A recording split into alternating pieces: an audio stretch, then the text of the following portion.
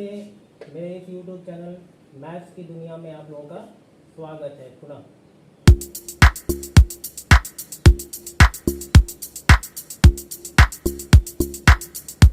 ठीक है, तो आज जो है वो हम लोग क्या पढ़ेंगे, नंबर के बारे में। नंबर के बारे में पढ़ेंगे।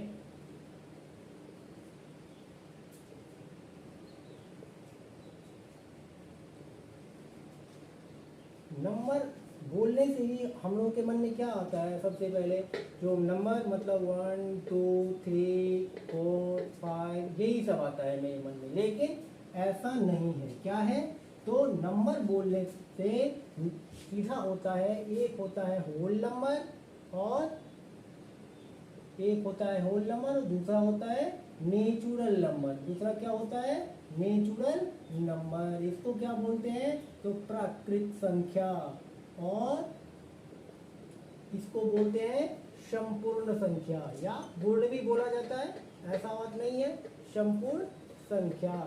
तो होल नंबर में 0 3 4 और नेचुरल नंबर में 1 2 3 4 5 डॉट डॉट डॉट, इसमें भी 5 डॉट डॉट डॉट, ऐसे होते हैं। दोनों का डिफरेंस क्या है, दोनों का, कि होल नंबर में 0 1 2 3 4 है और नेचुरल नंबर में 1 2 3 4 है। ये दोनों के बीच का डिफरेंस है 0। कभी भी कंफ्यूज मत होना, होल नंबर कोई पूछे तो 0 1 2 3 4 5 और नेचुरल नंबर 1 2 3 4 5। क्वेश्चन आता रहता है बहुत सारे कॉम्पिटिटिव एग्जाम में कि पहले 5 पूर्ण संख्या, संपूर्ण संख्या, तो पहले 5 संपूर्ण संख्या, उसमें 0 1 2 3 4 ये का इसका हो जाएगा।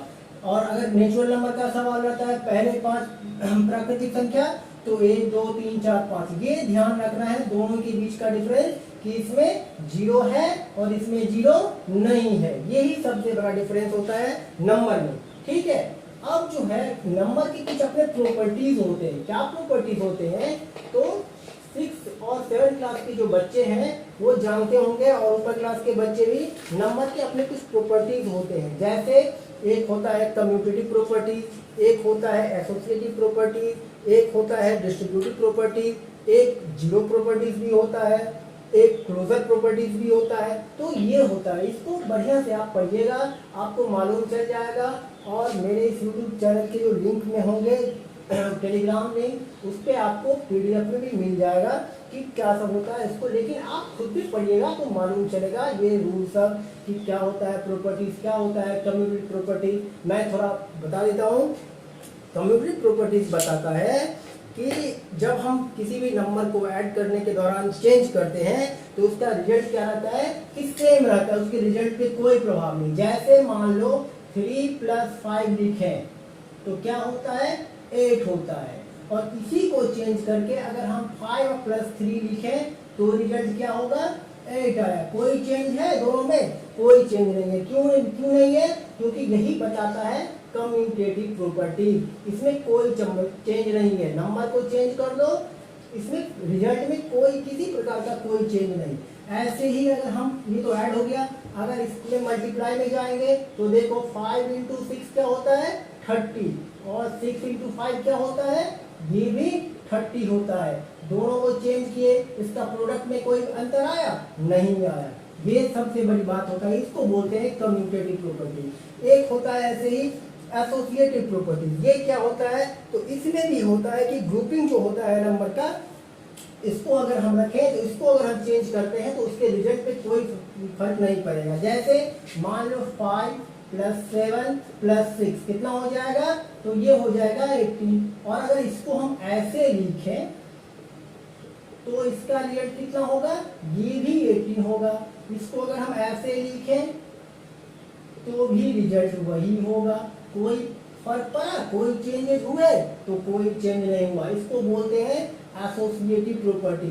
ऐसे ही एक होता है लॉ ऑफ डिस्ट्रीब्यूटिव प्रॉपर्टीज भी बोलते हैं उसको। उसमें क्या होता है कि मान लो किसी संख्या को जब हम मल्टीप्लाई करते हैं किसी दो ग्रुपों की संख्या से, तो उसका क्या होता है, मान लेते हैं 2 + 3, तो इसमें क्या होता है, तो इसको इससे मल्टीप्लाई कर लो और फिर इसको इससे मल्टीप्लाई, जैसे 5 × 2 + 5 × 3, तो 5 2 जा 10 हो गया और 5 3 जा 15 हो गया। इसका रिजल्ट क्या हो गया 25, इसका रिजल्ट क्या हो गया 25। और इसको अगर ऐसे देखें तो 5 × 2 3 5 5 5 जा 25, रिजल्ट पे कोई चेंज नहीं, नो चेंज। इसमें भी सेम कंडीशन वही है। इसको क्या बोलते हैं, तो डिस्ट्रीब्यूटिव प्रॉपर्टीज। एक होता है ऐसे ही जीरो प्रॉपर्टी। जीरो प्रॉपर्टी का सिंपल मतलब है कि किसी भी संख्या में 0 + 8 करे तो 8 होगा और 8 + 0 करे तो ये भी 8 होगा, तो इसमें भी कोई चेंज नहीं होता है। तो इसको, ये सिंपल कुछ प्रॉपर्टीज होते हैं नंबर के,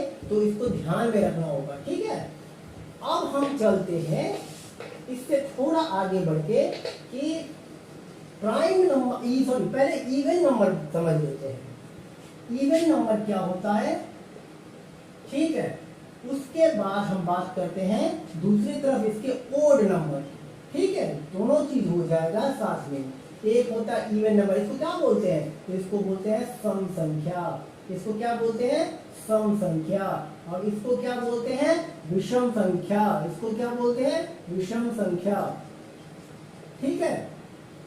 तो इवन नंबर में क्या सब आता है, तो इवन नंबर का सिंपल है कि जो संख्या 2 से कट जाए उसको हम लोग इवन नंबर बोलते हैं। जैसे 2 4 6 8 10, ये सब जितने भी 2 से कटने वाले डिजिट है, सॉरी संख्या है, वो सब इवन नंबर है। और ओड नंबर 1 3 5 7 9 11, ये सब क्या है, ये सब ओड नंबर है। इवन नंबर क्या होता है, जो 2 से कटे उसको हम लोग क्या बोलते हैं, इवन नंबर। और जो 2 से नहीं कटे उसको ओड नंबर बोलते हैं। तो ठीक है, ये हो गया इवन नंबर और ओड नंबर। अब बात करते हैं थोड़ा हम प्राइम नंबर की। क्या बात करेंगे, अब बात करेंगे जरा हम प्राइम नंबर की। प्राइम नंबर क्या होता है ये समझ लो पहले। प्राइम नंबर को हिंदी में बोलते हैं अभाज्य संख्या। क्या बोलते हैं, अभाज्य संख्या। क्या बोलते हैं, अभाज्य संख्या। ये होता क्या है ये पहले समझिए। प्राइम नंबर बोलेंगे वैसी संख्या जो सिर्फ एक से या खुद से कटेगा। Those number which is divisible by 1 और number itself is called prime number. जैसे 2 3 5 7 11 13 17 19 23 29 31 37 41 43 47, ये सब क्या हो गए, ये सब प्राइम नंबर। क्या होता है prime number, those number which is divisible by 1 और itself, number itself, this is called prime number. अभाज्य संख्या बोलते हैं उसको, ठीक है। उसके बाद इसी प्राइम नंबर में तो अगर क्वेश्चन आता है कि 2 अंकों की सबसे बड़ी, सॉरी 2 यहाँ पे ये एक मिनट, क्वेश्चन आएगा 2 अंकों की सबसे बड़ी अभाज्य संख्या क्या है। तो हम क्या जानते हैं 2 अंकों की सबसे बड़ी संख्या क्या होती है, तो 99 होती है ना। तो अब देखते हैं ये 99 डिविजिबल है या फिर ये प्राइम नंबर है। तो सिंपल है, ये 9 + 9 18 हो गया, तो ये 3 से कट जाएगा, मतलब ये 3 से कटता है तो ये कट रहा है, तो इसका मतलब ये प्राइम नंबर नहीं हुआ। अब चलते हैं 98, इसके लास्ट में 8 है, तो ये भी 2 से कटेगा, तो 2 से कटेगा तो ये भी प्राइम नंबर नहीं है। तो अब एक और नंबर लेते हैं 97, ये किसी के टेबल में नहीं आता है, इसका मतलब ये प्राइम नंबर हो गया। कोई पूछेगा कि 2 अंकों की सबसे बड़ी प्राइम नंबर क्या होगी, तो बताना क्या, 97। क्या होता है 97, ठीक है। अब जरा इससे थोड़ा आगे चलते हैं, ठीक है। इसी में आता है को प्राइम, एक आता है को प्राइम। क्या आता है, को प्राइम। इसको क्या बोलते हैं, दोज नंबर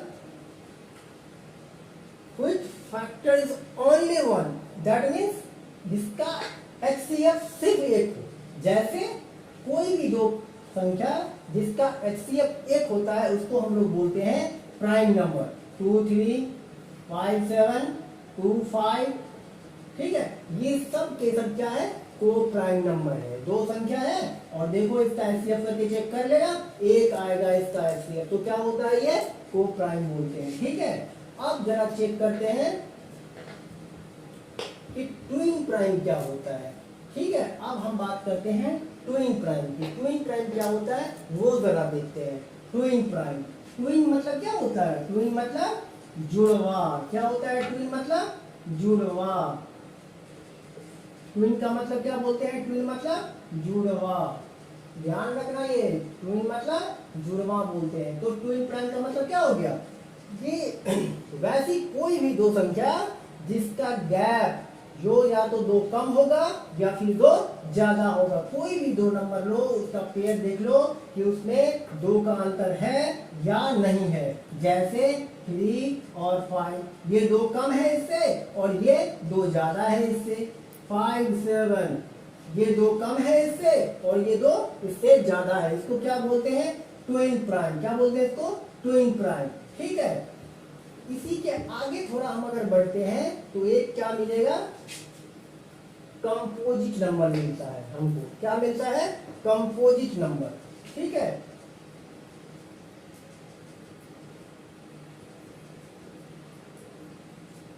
क्या मिलेगा, कंपोजिट नंबर। ठीक है, ये कंपोजिट नंबर क्या होता है, तो वैसी संख्या जो दो या दो से अधिक संख्या से डिविजिबल हो।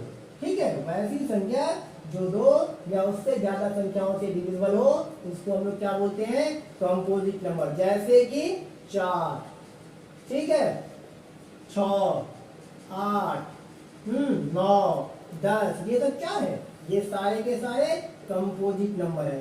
कैसे, देख लो 4 को, 4 के टेबल किस किस के टेबल में आएगा, 1 के टेबल में आएगा, 2 के टेबल में आएगा, 4 के खुद के टेबल में आएगा। 6 किसके टेबल में आता है, 1 के टेबल में, 2 के टेबल में, 3 के टेबल में और 6 के टेबल में। तो 2 से ज्यादा हो गए ना, 2 से ज्यादा हो गए ना, तो ये कंपोजिट नंबर है। ठीक है, अब जरा हम इससे और थोड़ा आगे बात करते हैं। आप लोग जानते होंगे, हो सकता है कि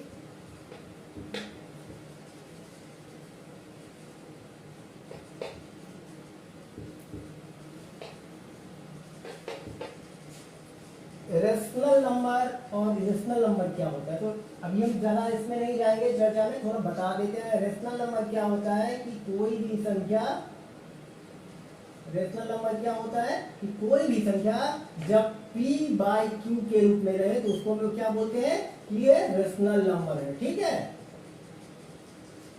रेशनल नंबर है जब कोई भी संख्या p/q के रूप में हो। जैसे 2/3, 1/2, 3/5, ये सारे के सारे क्या है, ये रेशनल नंबर है। ठीक है, तो अभी इसमें ज़्यादा चर्चा नहीं करेंगे, आगे क्लास में आएंगे तो फिर बताएंगे कि रेशनल नंबर का क्या काम है क्या नहीं है। इसी से फिर जब हम पढ़ेंगे डेसिमल वाला चीज़ तो वो इसमें भी काम आएगा, तो इसलिए इसको ज़्यादा भी नहीं टच करते हैं।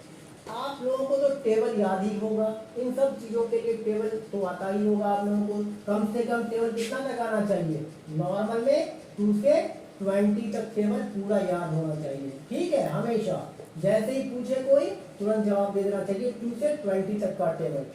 उसके अलावा आप लोगों को क्या होना चाहिए, जो हम लोग कोई चीज़ जो डिवाइड देते हैं उसके लिए छोटा एक रूल होता है, तो उसको बोलते हैं डिविजिबिलिटी रूल। क्या बोलते हैं, डिविजिबिलिटी रूल,